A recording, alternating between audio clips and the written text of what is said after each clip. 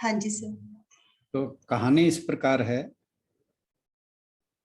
कि एक छोटा सा गांव था और वो ऐसी जगह बसा था जहां बीच में नदी पड़ती थी और आने जाने का दूसरी जगह नदी के द्वारा ही नदी को पार करके ही रास्ता था।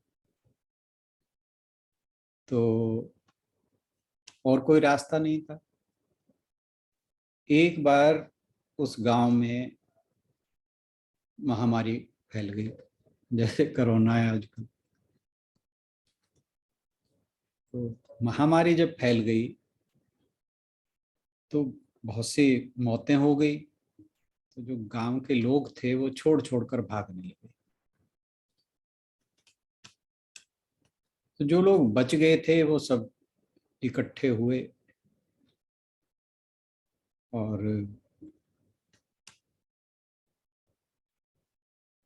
भागने का रास्ता तो नदी के थ्रू ही था। तो जाकर वहां किनारे पे इकट्ठे हुए, एक नाव आई और जो नाव वाला था उसने कहा कि मैं आखिरी बार तुमको ले जा रहा हूँ। इसके बाद क्योंकि यहाँ पर गांव में महामारी फैली है, मैं भी नहीं आऊंगा। इसलिए जिसने चलना हो वो चल पड़ो, नाव में बैठ लो, दोबारा मैं चक्कर में लगाऊंगा। अब सबसे पहले एक भिखारी आ गया और उस नाव वाले से बोला कि मेरे पास देने के लिए तो कुछ नहीं है, परंतु मुझे अपने साथ ले चलो, भगवान तुम्हारा भला करेगा, दुआएं दूंगा मैं। तो जो नाव खेने वाला था उसने कहा अच्छा तुम रुको, मैं गांव के जो लोग हैं उन्हें भर लूं, अगर जगह बची तो मैं तुम्हें भी ले चलूंगा।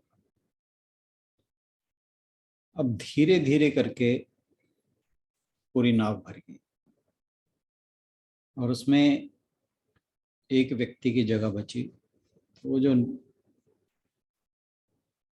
खेवट था, नाविक खेवट ही होता है, उसने भिखारी से कहा चलो आ जाओ, तुम बैठ जाओ।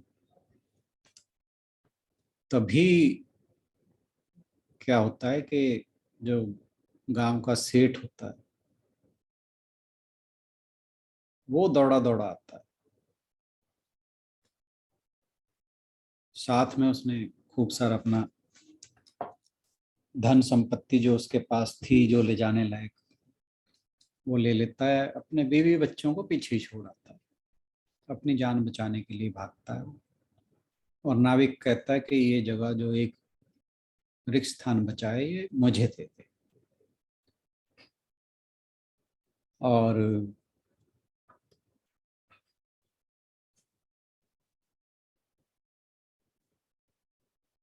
जो भिखारी था वो कहता है कि नहीं, मुझे ले चल। तो जो जमींदार था वो भिखारी को कहता है कि मैं तुझे बहुत सा धन दूंगा, तू यहीं रह। तो भिखारी कहता है कि भाई इस धन का मैं क्या करूंगा, गांव में महामारी फैली है, अगर जिंदा ही नहीं बचा तो इस धन का मैं क्या करूंगा। अब धन तुम्हारे पास है, तुम ही रह लो। तो भिखारी सेठ की बातों में नहीं आया।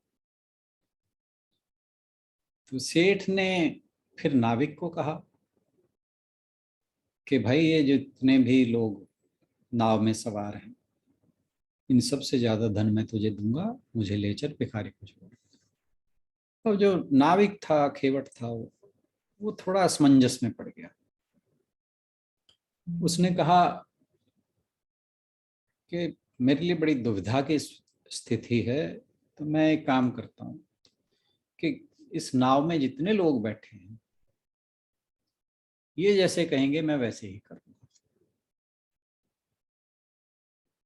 अब जब लोगों ने सुना कि निर्णय हमें लेना है तो उनके बीच में खुसर पुसर शुरू हो गई।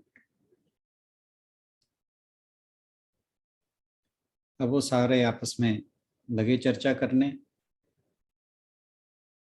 अब जमींदार एक तरफ तो सबको धन का लोभ दे रहा था, भिखारी को भी कहा, और लेकिन सब लोगों ने मिलकर फैसला किया कि ये जो सेठ है इसने सारी उम्र हमें कर्जे में दबा कर रखा, आज तक इसने हमें लूटा ही है, उसी से ही ये सेठ बना बैठा। और आज ये जब विपदा आन पड़ी है तो हमें धन का लालच दे रहा है।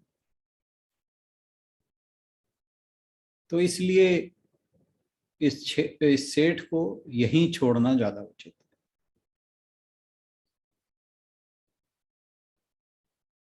अब वो जो सेठ था वो, जैसे कल हमने भोला की कहानी सुनी थी, वो भी ऐसा ही था,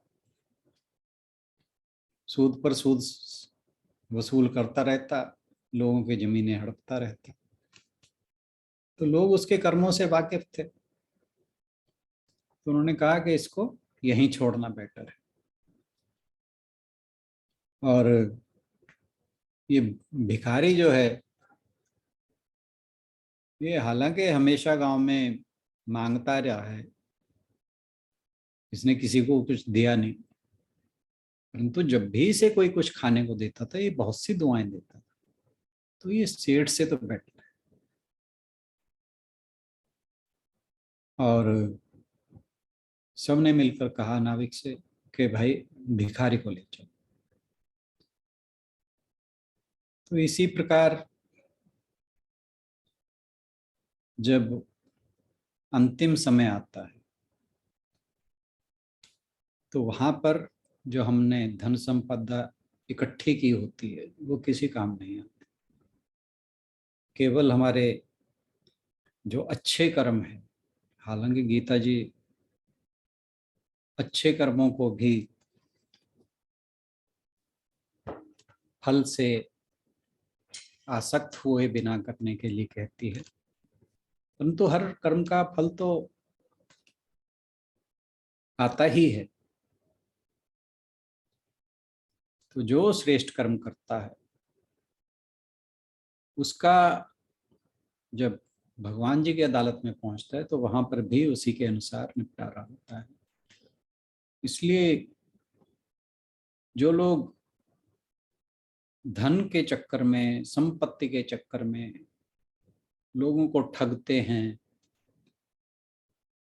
कुछ भी, ये जो बात आ रही थी निकृष्ट कर्मों की, ये निकृष्ट कर्म है सारे। ये मनुष्य को पतन की ओर ही ले जाते हैं। तो इसलिए हमें सभी कर्म स्वार्थ रहित होकर, निस्वार्थ होकर, केवल और केवल सबके हित में ही कार्य करना चाहिए।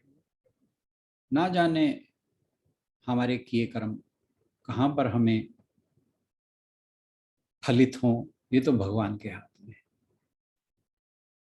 परंतु जो कर्म करने का अधिकार है वो तो भगवान जी ने हमें दे ही रखा है। तो इसलिए हमेशा निस्वार्थ होकर, निष्काम होकर शुभ कर्म करें। यही इस कहानी का जो लर्निंग थी, हमें टीचिंग थी, वो हमें मिलती है। Thank you so much.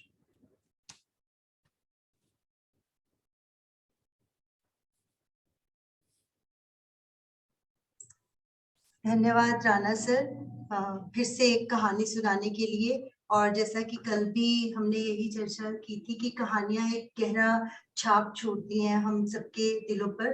जय गोपाल जी के बहाने हमें भी कहानी सुनने को मिल जाती है, क्योंकि वो डिमांड करते हैं और फिर सर को भी याद रहता है कि कहानी सुनानी है। जब हमें कहानियां इतनी पसंद है तो सोचो बच्चों को कितनी पसंद होंगी। तो आप सभी से अनुरोध कि जब भी समय मिले बच्चों से या आसपास जो भी लोग हैं ऐसी प्यारी प्यारी कहानियां शेयर करते रहें। आप सभी का बहुत बहुत धन्यवाद। कुछ पूछना चाहे अगर जय कहानी को श्री लेकर? कृष्ण जी। हाँ जी, जय श्री कृष्ण जी। जय श्री कृष्ण जी। अब